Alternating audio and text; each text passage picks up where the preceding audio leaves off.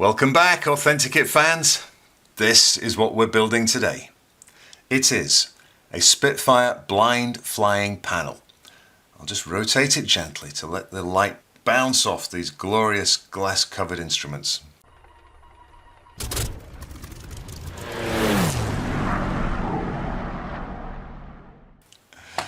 It's essentially the classic six-pack of instruments you'll find in any analog instrument aircraft today. Here you can see it in situ in a Spitfire simulator developed by the RAF no less, by the Battle of Britain Memorial Flight. The person demonstrating this is actually our own AuthentiKit community member Ian Coleman, and he's being interviewed by VR Flight Sim guy Steve Walton, and if you'd like to watch the full video, there's a link in the description. This panel is designed to mount to the AuthentiKit instrument panel mounting system, and the mounting bracket will place the panel in the correct position relative to the AuthentiKit flaps lever and the gun sight as per the real aircraft. Now I should point out here that this version is not actually a functional panel. The instruments take no input from the sim, so it's purely aesthetic. Okay, I agree, it is a bit of a departure from the AuthentiKit philosophy, and it's not the most useful thing in VR. But I assure you it adds great immersion just to know it's there, and I hope you agree, it looks absolutely amazing. In fact, it looks so good, it was designed with a mounting hook. You could, if you like, just hang it on the wall as a piece of art. So I did say this version, didn't I? Well, that's because the panel does have the capacity to provide input to a sim for gyro and altimeter calibration. And you could connect that yourself with this version, if you like. However, the AuthentiKit Universal Hub currently lacks the inputs for these two controls. Oh, one thing, you may be looking at the color of this and think it looks a bit over the top, a bit over colorized. That's probably my printer. I should go back to using the genuine MkIX, shouldn't I? I think it's just causing a kind of color balance thing. However, there is another option, if perhaps you have the same issue with your printer. There is another option because this is the kind of aged look. The original instrument backgrounds were white, and they have tended to sort of age in this way. But if you want, you can print the white version. The download comes with both. I printed off the aged one, you just print off the white one, and then you probably won't have any issues with that color balance. Now, just before I get onto the build, I must give some thanks, a huge thanks to the guy who designed this, because it wasn't me, it was Yari Kaskelin. I hope I said that right, Yari, from our AuthentiKit community. Although, I have been working with him for a number of months to help with a few tweaks so that this version complies with the AuthentiKit rules, such as only using the standard screws and components in the official AuthentiKit parts list. And there is a second big thank you, and that's to the guys at Flying Iron Simulations. Because I was talking about these graphics and the backgrounds here. They created those for their Flying Iron Sims Spitfire Mark 9 that you can fly in Microsoft Flight Simulator, and they kindly gave us permission to use them in this build. So do check out their Spit if you don't have it yet. AuthentiKit is a freeware project. We're creating flight controls for a wide range of aircraft with an initial focus on vintage warbirds, followed by vintage and classic general aviation. We're harnessing the power of 3D printing in conjunction with high quality but low cost components like Hall sensors and sealed bearings. All flight controls can be assembled at your kitchen table with no workshop tools, no soldering and no metal work. You can source the parts yourself, or third parties are providing kits of all the hardware as well as 3D printed parts. Okay, let's talk about what you need to build this blind flying panel. To build this panel, you will need some 3D printed parts. So, if you have a 3D printer, or perhaps you decide this is the excuse to finally buy one, and I will include some links to a couple of good options in the description, then you can print these parts. That's not all of them actually, but you can print these parts yourself over a couple of days for like $5. And the design files are available free from the AuthentiKit download site, and the link to that is in the description as well.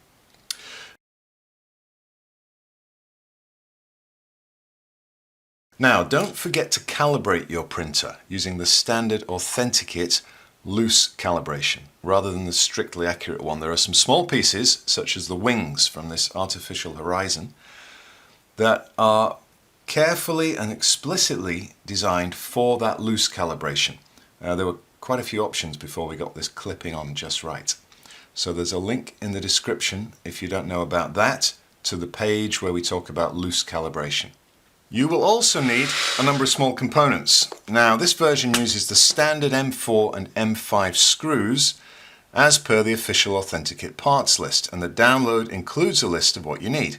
If you don't want to source things individually, everything you need can be bought from our friends MkIX Supplies. Their construction kit number 2 has all the screws, although you'll need actually a couple of these kits because this design uses quite a few M5 bolts, which are not commonly used in other designs. Their construction kit number 1 includes all the other components you need, although really all we're talking about is the rotary encoders, which are here. I should point out that if all you want to build is the blind flying panel, then it is not cost effective to buy these kits. However, if you want to also build the flaps lever, there we go, one flaps lever, and perhaps the gun sight, and a whole host of other designs, you can do all of that with these 2 kits. And in that case, they are great value. Also, if you don't have a printer, just make a request on the SKS Enquiries page and they can sort you out with the printed parts as well. Now, there are a couple of other things that are not standard AuthentiKit, and I guess strictly they're optional for this design, but you'll get a much better result with them. This is the first one.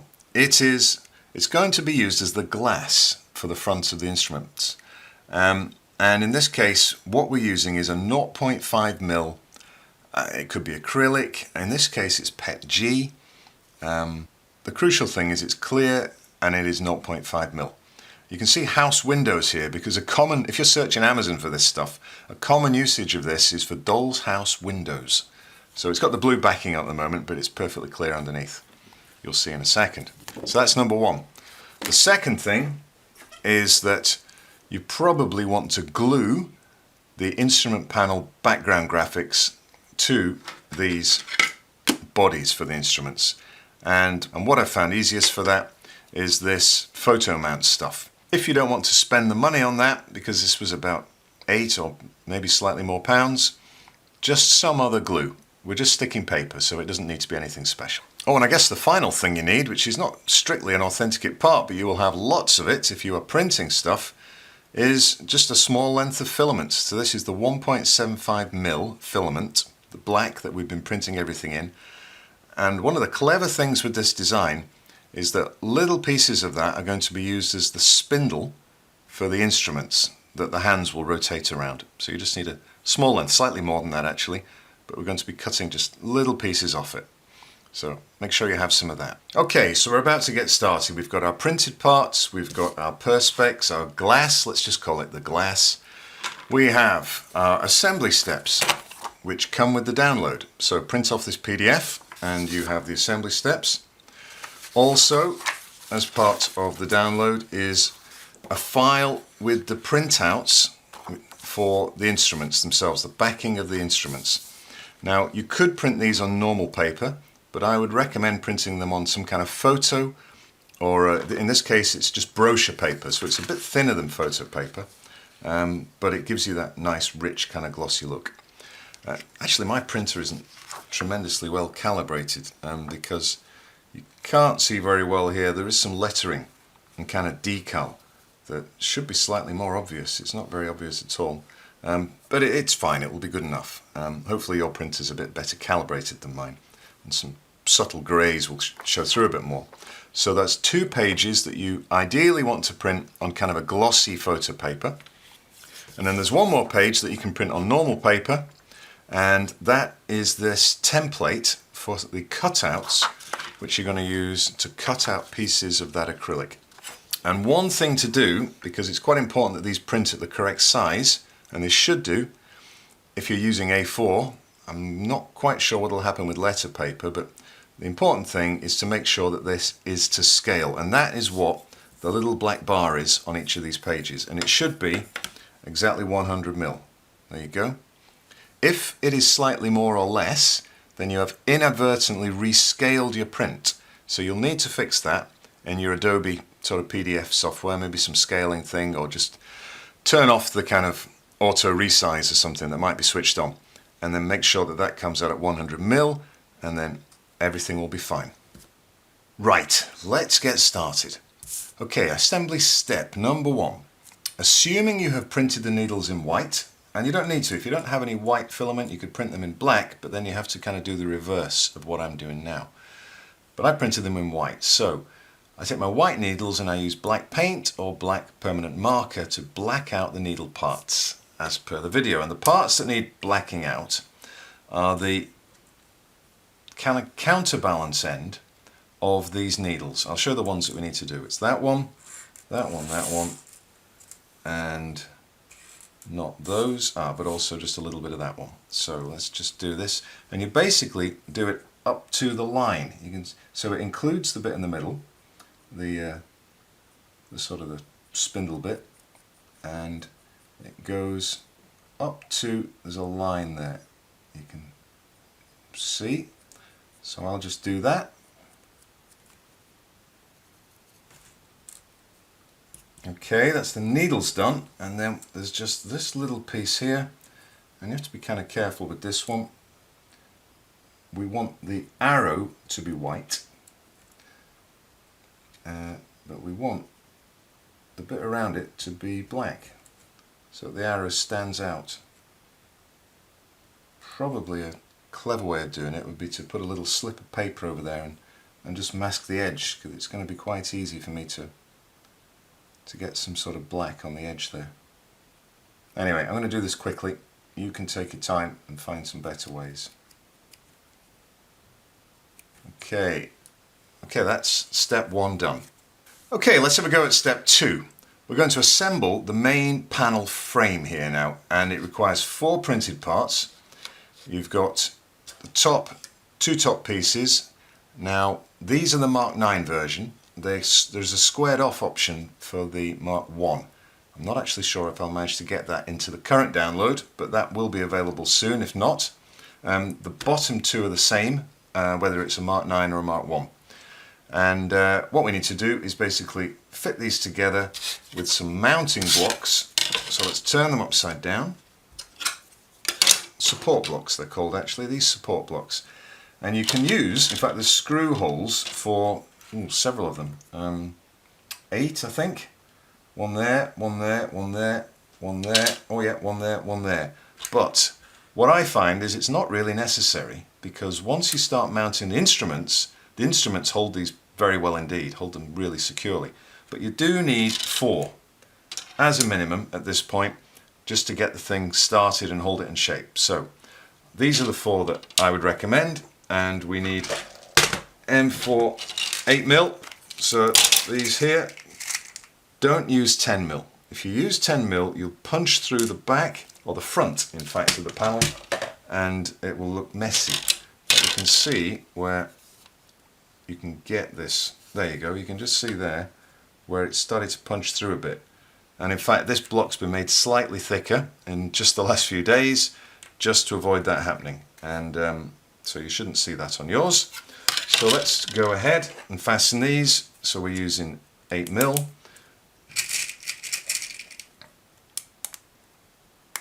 And I will do, I'll do the top first. So just fasten that there.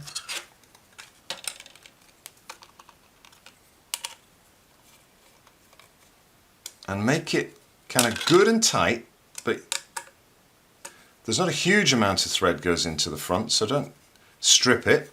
And equally, well, you shouldn't push it through now. That's fine, but you do want it to sort of hold in place. So that's 1 block in. Let me get the other 3 blocks in. Okay, there we go. You can see it is a little bit loose here, but I assure you that once we mount the instruments to the back, all these joints really tighten up. Now there is an optional, let's just turn this over, improved way of doing this, higher quality sort of finish option, because you can glue all of these joints if you like, with some epoxy would perhaps do the job. You can also then fill the gaps with a little bit of putty and then sand it down, and you can spray paint it. It's kind of up to you how much you want to put into that. Personally, I'm too lazy. I just prefer things I can assemble rather than craft. So that's up to you. Right, that's number 2 done. And let's go ahead and do just what I said, which is let's fit one of the instruments to the middle. It's going to be the artificial horizon number 3, and that's going to make this really fit together securely. Okay, let's get started with the artificial horizon. We're going to need a few parts for this. There are 3 parts to the main kind of body of the instrument itself, and then on top of that there are quite a few little indicator needles as well. Then we also need to cut out a black panel which folds over here and gives a nice 3-dimensional effect, and we will also need to cut out some glass. So let me get started with the cutting. In fact, I will cut this now, and then I think I'll just cut them all out. So I'll be back with you in just a second. In fact, let me just point something out to you while I'm cutting away here. This numbering system. Basically, the instruments are numbered top left to bottom right as 1, 2, 3, 4, 5, 6. So P1, and then there's a code 1 to do with the fact that this is the graphic. P1 is the airspeed, top left. Then in the middle, instrument 2 is going to be the artificial horizon. Instrument 3 on the right, that's your rate of climb. Instrument 4, bottom left, is your altimeter.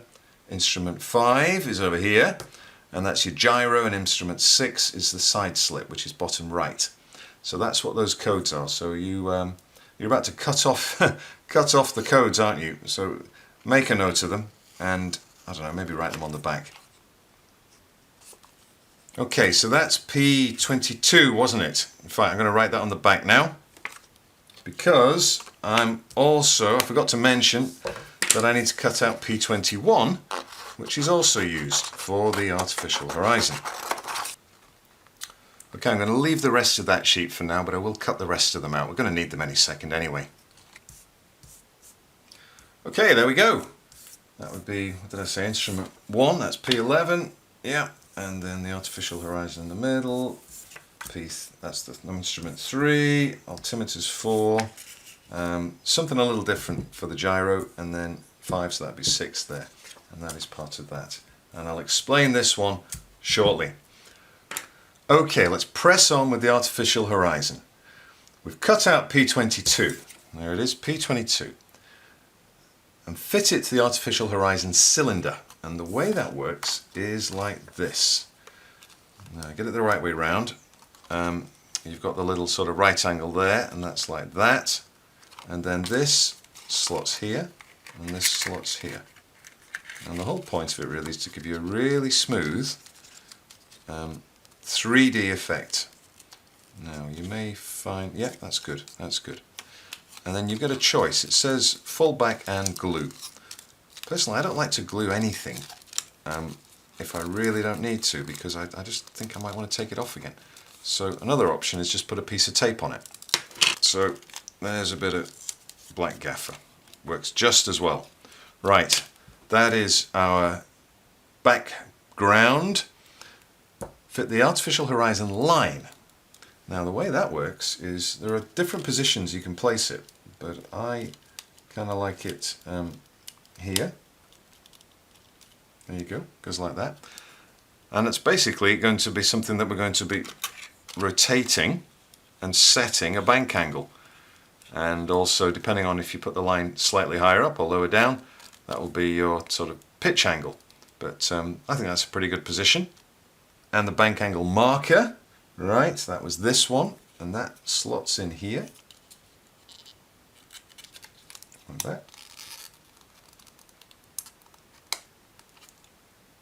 That's right. Yeah.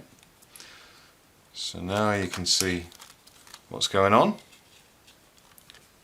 And now we need to prepare this piece. And the way it goes is there's 2 ways up. That goes underneath. So it's going to go over like that. In fact, it's going to go over like this with the slot in the bottom. But we're going to stick that piece over the top of it. See, like that? Now, I think the best way to do this is, of course we want to get it right, we don't want to get it rotated round, is if we cut out this line here. We're going to cut all the innards out, by the way, so let me just punch through, show you how we're going to do this. And we will go across here. Okay, because that will help us line things up straight on here. And also, in fact, this is going to help us. The little nick at the bottom, we can line up with that dot there. Because now we need to glue the paper to the mount. And the way I've found best to do this is to take a cardboard, big piece of cardboard as a protective surface, so you don't go spraying glue everywhere. Take your photo mount spray, turn it upside down, get a bit of a distance away from it so you get a nice even spray, and then just spray it on. Like that. And now we will turn it over and stick it to the plastic. So this stuff's permanent, but it's not instant, so you can mess around with it a bit. It gets quite tacky, but adjustable, which is pretty useful. Don't need the box now. I'd say this is one of the fiddliest ones actually. The others are generally just a neat circle and you just stick them over.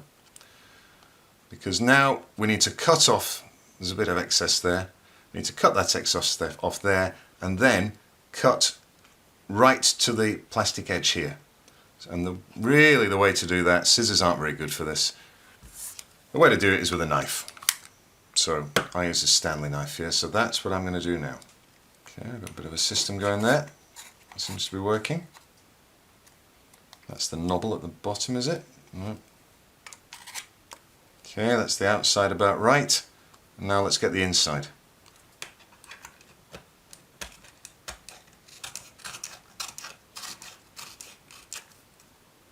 Okay, I think we're about there.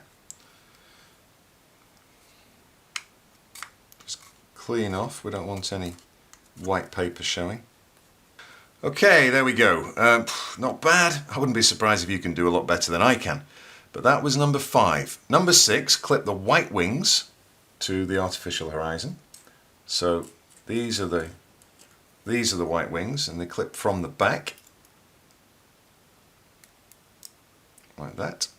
And they should stay on. If you've calibrated correctly, they should clip on and hold on. Place the artificial horizon cylinder inside the artificial horizon body. Choose a bank angle, so let's be banking over there, like that. That's nice jaunty angle. Fit the artificial horizon mask over it, that's this. And there is a little nick at the bottom to make sure that that's gone in right. So now we're up to step 8. Use paper print C21 as a mask, as a template to cut out an acrylic octagon glass cover and place it over the artificial horizon. So this is what I think is a good way of doing these templates. I'm going to spray the whole thing and I'm going to then stick it onto the blue cover sheet of the acrylic, and then we can cut out pieces of octagon as we want as we go along. So let's go ahead and do that. You can see a bit of a to-do list from earlier that I printed on the back. So it's in the box again. We're going to give it a big spray.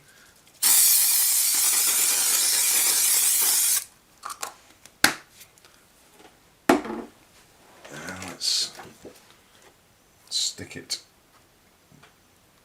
Doesn't have to be a great adhesion, of course. Yeah, as long as we've got it covered. Brilliant. Okay, and it doesn't matter that things are showing through, that's fine as well. And now it's cutting time. So let's get some of these big cuts in first. So I'll do this cut number 3, I think. And this definitely works with scissors. You don't. That was a deliberate decision, by the way, to go for the 0.5 mil, because you can just cut that quite easily. So let's go ahead and do it.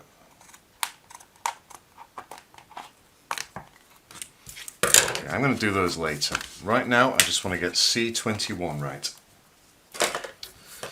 Now, what I would say in terms of following the lines is cut inside the line. I find it's kind of more likely that you're going to end up with a slightly oversized piece than an undersized problem.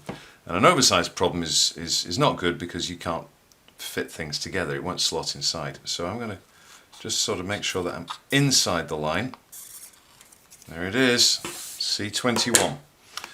And let's peel off the backing.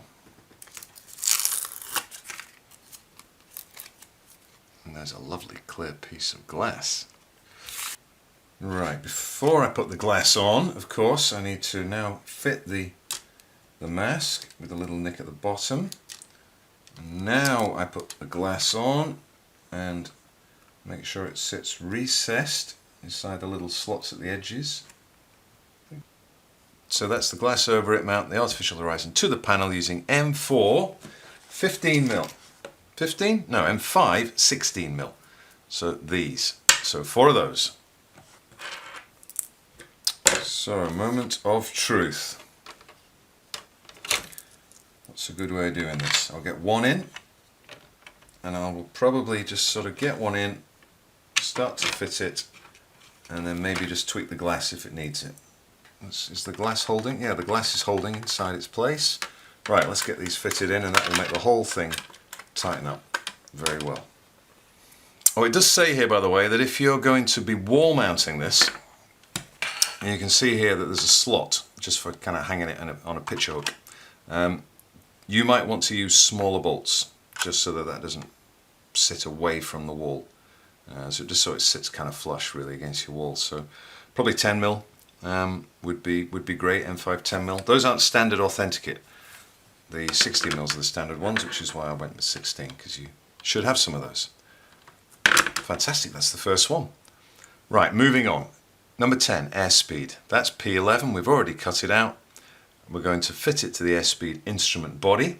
So that's instrument body number 1, which is not that one, that's got number 3 on it. In fact, your version won't have that little scratch number 3. Your version will actually have a proper printed number 3. That's one of the other improvements that's happened over the development of this. So yeah, that's our number 1, and it's going to be fitted here, and we're going to use the gluing, spray and glue technique. So let's put that out of the way. Number 1, got to get it the right way up. And let's mount the airspeed. That looks good. Now we want a piece of filament 0.8mm long. So that doesn't have to be super accurate, but let's have a stab at that. Can always take a bit off. Okay. So what are we up to? No, that's too long. Let's take a bit off. Okay. 0. Yes, that's about right. In fact, probably the first thing to do is punch it through with some utility line. There we go. Then it'll be easier to push it with your fingers. Yep, that's going in. And then I'll just help it in. Good, in it goes.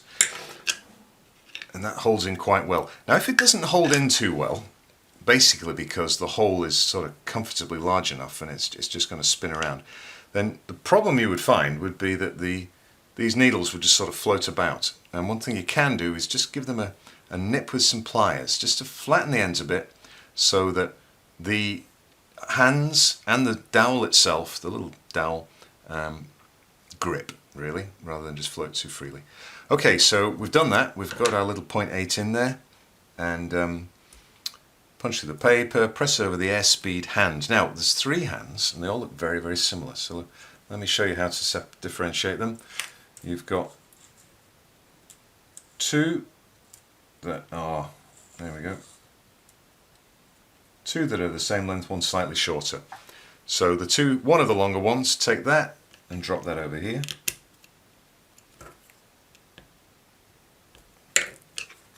I wonder if I made that a bit too long. Will I get away with it? No, probably not actually. So what in fact, this is what I'll do. I will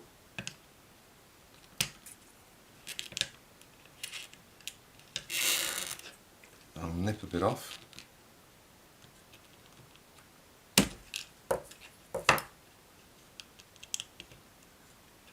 There we go, that's good. Now just check that it does hold in its position. I don't want it all sort of dropping so that all the needles are pointing down. No, that's good. Let's set a speed. There we go.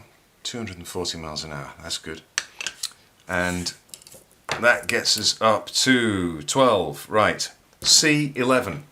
So this is all a bit easier now, isn't it? Let's cut C11 out. Okay, so there's C11. Check that fits in the recess. Yeah, that's fine. And now we need to mount the instrument to the panel top right, only because it's inverted. It's top left, isn't it? But it's top right when we turn it over. If I do it this way around, it'll it will be top left, won't it? Yeah, okay. Well, if you're doing it the other way around, it is top right. And the screws are 10mm. However, what I've done, just because I think it looks a bit cooler, is I've got myself some Allen key head 10mm, so I'm going to put those in now. Okay, there we go. I think that's rather nice. Very happy with that. Now, rate of climb, top right here, P31, is absolutely identical. The only difference, of course, is that we have a slightly different graphic. So we have the rate of climb graphic. We've got the same length needle, so it's the longer of these two.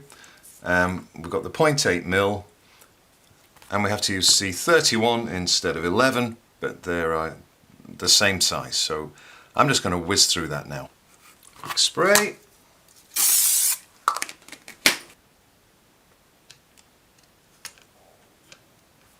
.8mm.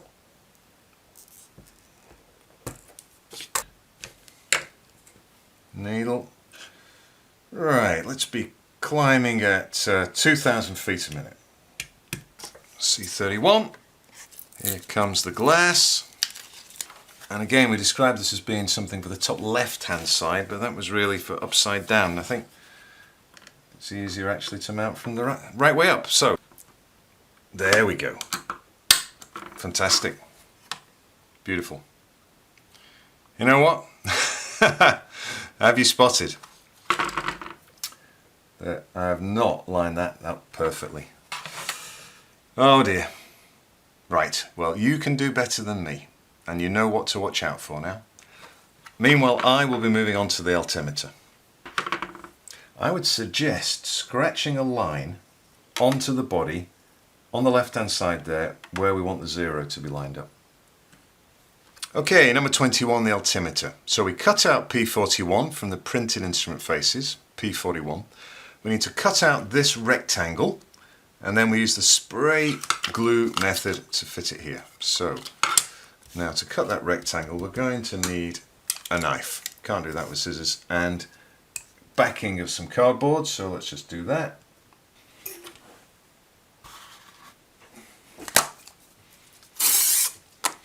Now we should get this right, shouldn't we? Because we've got that extra alignment at the bottom.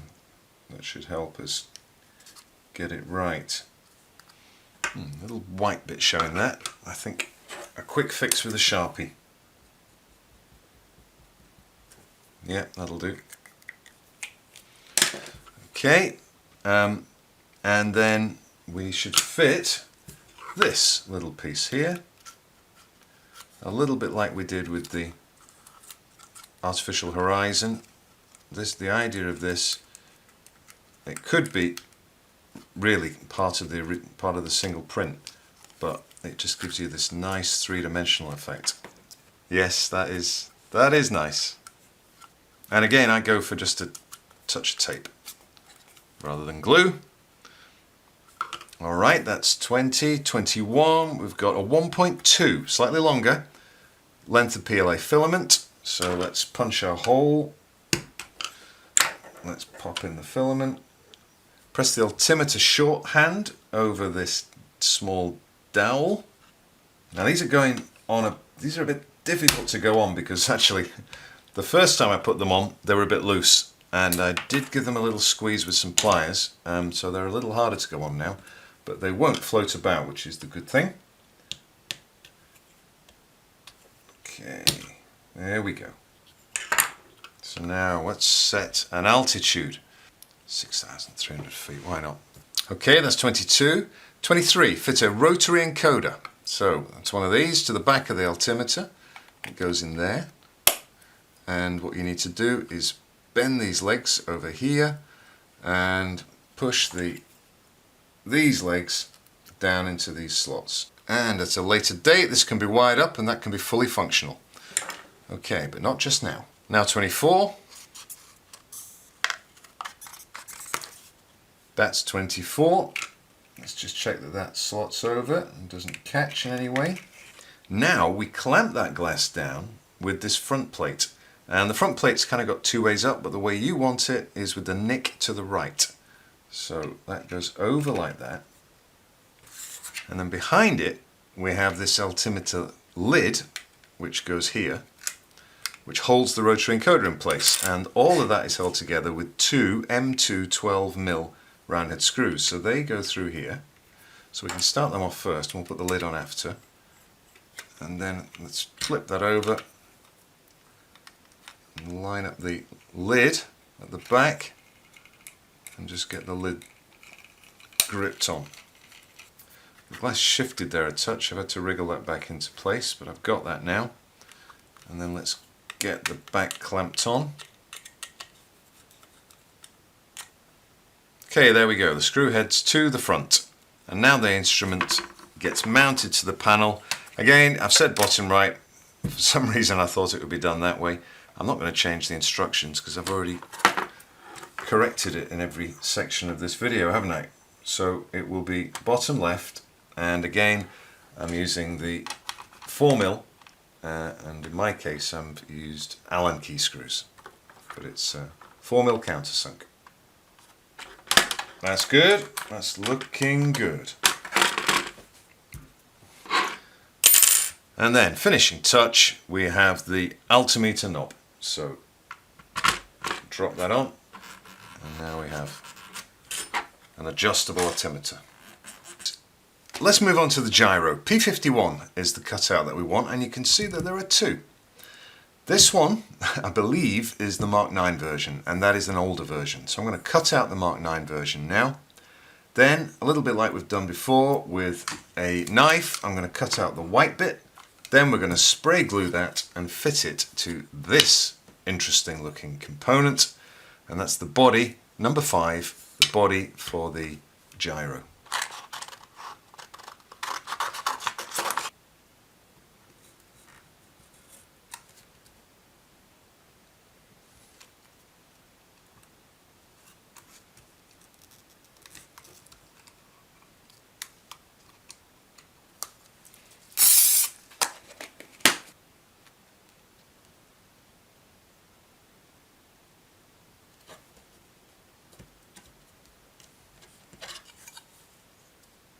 Now here's something I've just noticed. This is actually the first time I've glued this particular decal, graphic I guess, to this body unit, and you can see that it overlaps the octagonal shape, and I think that's going to create a problem. So I'm going to use the knife, I'm going to cut that free so that we're able to slide the octagonal glass in and have it seat properly. I guess I should say do this carefully.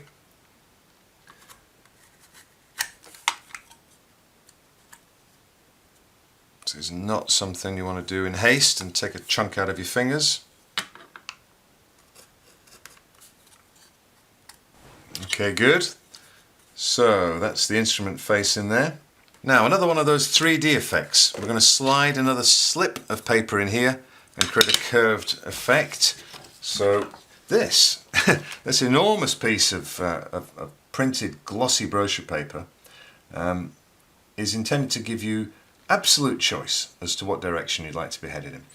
All you need to do is cut out a strip, any strip, about 8 centimeters long, and choose your direction. So I'm just going to, I don't know, I'll be on like 180. So I'm going to cut a strip outside of the 18 there.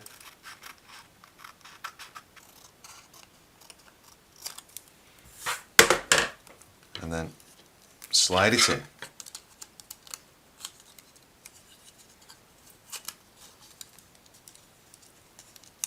Okay, that's the idea.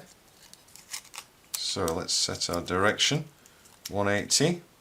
And again, I'm going to hold it with a little bit of tape. Now, number 31, we need another rotary encoder. And that slots in here just like the last one did. And again, you need to bend the pins down. And these legs here. Okay, that was number 31, fit the rotary encoder. Let's do number 32, fit the compass lid. That's the compass lid. It's got that little thing on the back, don't know what to call that. And that goes over here and holds the encoder firmly in place. Again, as a future development, we can wire that up. But for now, we just close it off and we fit it with M3 8mm round head screws. There it is, nice and secure. Number 33, we want paper print C51 as a template. Okay, C51, you get the drift of how this works now. There it is, lovely clear piece of glass. Now let's see how this fits on. Yeah, that's good, that'll work. I'm glad I just cleared that little bit of overlap paper. I think that will go on very nicely. And over we go with the panel. Look at that. And we're talking M5 again. So it's like these up here. We're on the M5.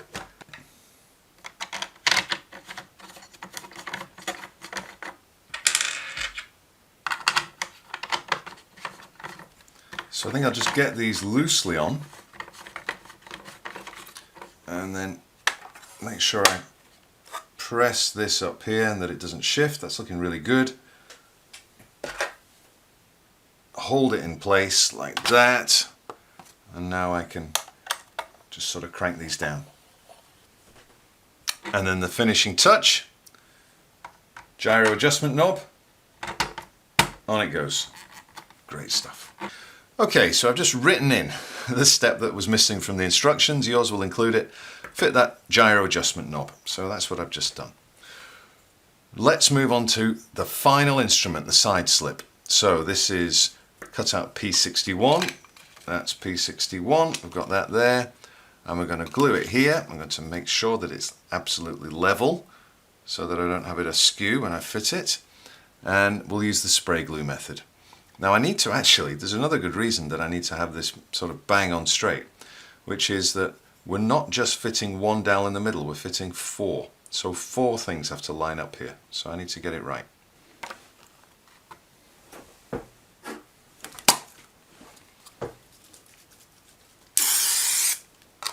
Need to get this the right way up. It will have a number 6 printed on the back, so have that the right way up. Now let's get this lined up straight.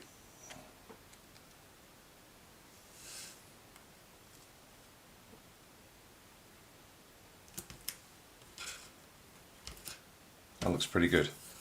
We'll find out because I'm going to punch these 4 holes through now. Yeah. Yeah, I got that about right. Great. Right, number 36. Cut a 0.8mm length of filament, punch through the top white dot so it seats in the recess. Okay, that's number 36. Number 37, press over one of the side slip hands.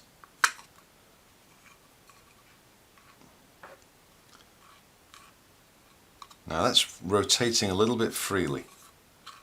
So what I'm going to do is, it's also a fraction long. I think when I've said 0.8, probably 0.7 get away with most of the time. So let's put that back in there. Give both ends a squeeze. Number 37 now, we put another length on into the bottom hole. I'm going to give these a little bit of a squeeze just to create some friction so they don't spin about. Right, and we put the turn coordinator in.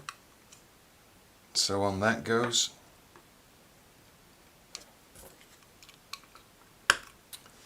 Okay, and now 39, we do 2 more of these 0.8mm lengths, and they go into these holes here, and we use those to seat this little masking disc.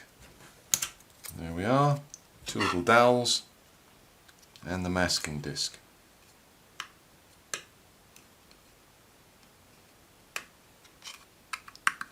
Great. Doesn't matter if that's a little loose because the glass is going to hold that on. So that was number 40, the mask. Number 41, let's cut out C61, pop it over the top. Okay, here's a lovely piece of glass. Does that fit in?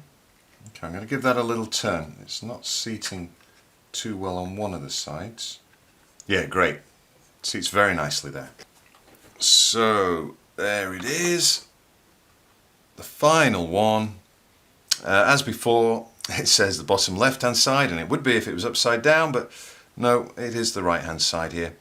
And it's M4 again. I've got some of these lovely black ones, 10mm long countersunks, so on they go. So what I'm finding here is that it was difficult to drive the screws in and hold everything in place because this particular design doesn't have screw threads modelled into it. And so what I'm doing is take it apart, just hold it separately, drive the threads in, make sure that the threads are well formed, and then it'll be a lot easier later to assemble it. Right, those threads should be in place now, nicely in place. Let's have another go.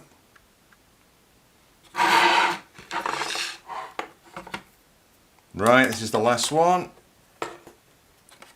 Fabulous. There it is, all 6 instruments.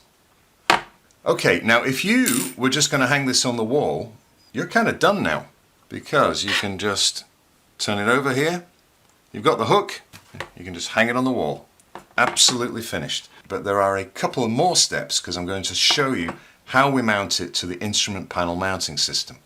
So that's what we do, starting with step 43. So we turn it over this time. And there are 2 brackets like this. They have left and right on, and they mount over the holes that you can see here. Make sure the left and the right are the right way up, and the arrows make it extra sure that you've got it right. And you need M4 countersunk screws. The left one needs 4 of them, the right needs 3 of them. So let's just pop those on. That's number 43. Okay, and step 44. So those are the quick release mount brackets. Okay, number 45, these are the flanges that we're talking about here, and there are 2 of them. Make sure that you point them inwards. The little recesses there, the slots, they need to point inwards. Make sure the countersunk is that way up as well, because we're going to put the screw through from this side. And we're going to fit them to the instrument panel mounting system. Now you've seen this before. It's been used for the flaps lever, and that's the mounting post for that. Let me just pop that on here, just to show you.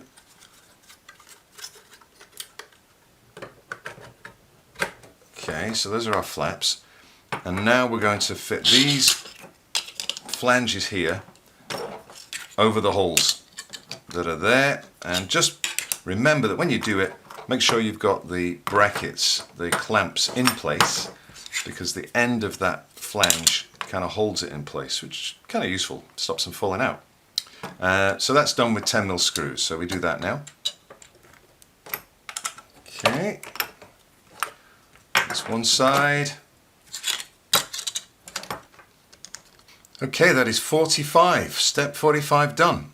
Now for 46, we're going to have a different camera angle because I'm going to show you how we're going to mount this to the desk and how we can easily slot the instrument panel into place and take it away again easily. So, quick change of camera angle now.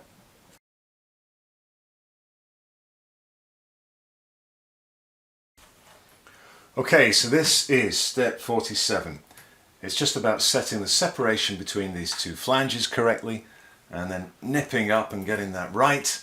And once you've got that right, you can tighten it up at the top here, so when the whole thing comes away, it maintains the correct separation. And now comes the moment of truth. Here's the blind flying panel. We will put it in place and slot it on. Brilliant. Okay, well that is all for now, folks. Yet again, I'd like to give a huge thank you to designer Yari, who I think we can agree is a very talented guy. My next video will also feature a talented designer, another member of the AuthentiKit community, and I'm very close to being able to show you the video and the finished version of his Mosquito throttle twin engine quadrant. So that's what I'll be focused on for the next week or so. Remember to subscribe if you want to get notified of that as soon as it's released. Until then, have fun making this panel. Let's hear what you think about it in the comments below or on our Discord support forum. And whether you're making it for your rig or as a display piece, let's see a photo of it. And I'll be back just as soon as I can.